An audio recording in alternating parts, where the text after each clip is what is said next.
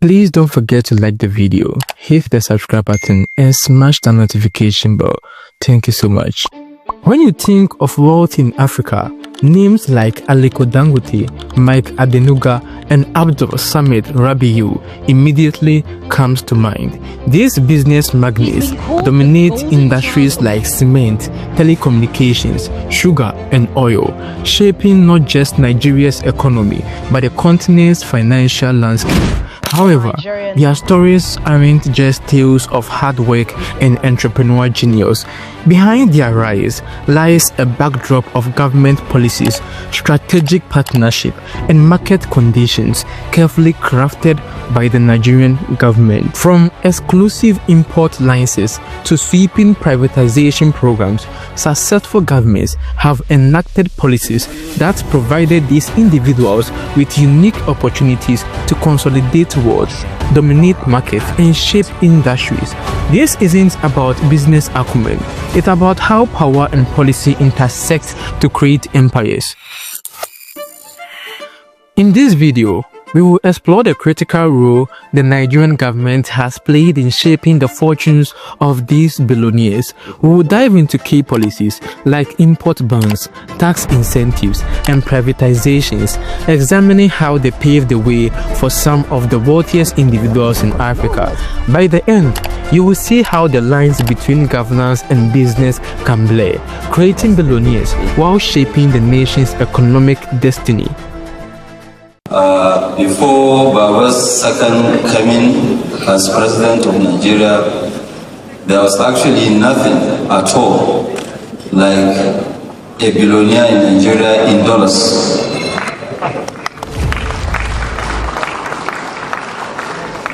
Baba targeted to create 50 billionaires, but I think he couldn't succeed in creating 50. But maybe he created 30. The Raw Materials Research and Development Council says Nigeria is making impressive strides in promoting backward integration in the manufacturing sector. We're here at the Tinkan Island Port, Nigeria's leading seaport, where a transaction was done between Pan-African Equipment and Dangote Group. This transaction is worth $35 million to enable the Dangote Sugar Group to improve its production as part of the backward integration policy of President Goodluck Jonathan. This deal should open up a new chapter in industrialization. In the early 2000s, Obasanjo administration of Nigeria implemented a backward integration policy, BIP, in manufacturing. Under BIP, import licenses for items like cement were granted only to companies that built local production facilities, and equipment imports were exempted from duties and VAT. This spurred massive private investment.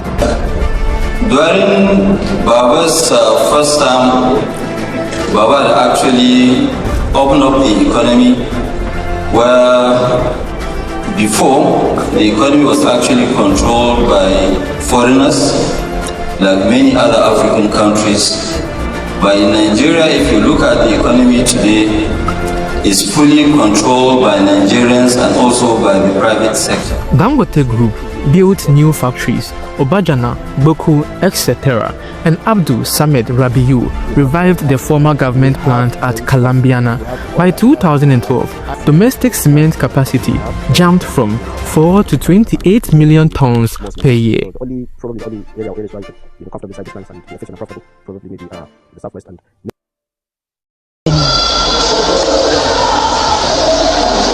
2 years ago, Channels Television brought to the fore the need to get some of the industries working again. Concerned by the development, the state government is set to revive the industries, as 6 state-owned establishments are now open for privatization and commercialization. Privatization of Marybound state plants from 2002 onwards also put key assets into private hands. In effect, these policies protected domestic cement producers. Reuters reported that Obasanjo gave Dangote exclusive import rights to cement, sugar and rice, reflecting how import bans and high tariffs insulated Dangote cement from foreign competition.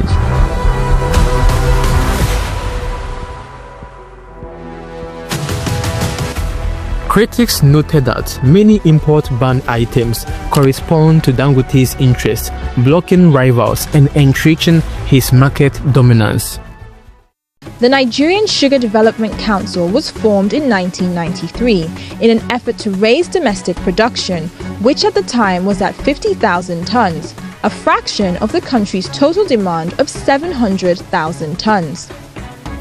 In an attempt to increase the sector's potential, the NSDC's first step was to push for the privatization of Nigeria's sugar companies. Government-owned sugar companies were bought by private sector players, including the Dangote and Bua groups. In 2013, the Jonathan administration launched the Sugar Master Plan to achieve self-sufficiency. It banned import of refined sugar and offered 5-year tax holidays plus duty-free import of refinery machines to encourage domestic milling. Dangote and Rabiu invested in large sugar refineries. The USDA reported that Nigeria's government explicitly banned packaged sugar imports from 2013 to protect local producers. In 2021 also, Buhari's CBN further restricted sugar import licenses. Only Dangote sugar, Rabiu's sugar and Golden sugar were allowed to access foreign exchange for sugar imports.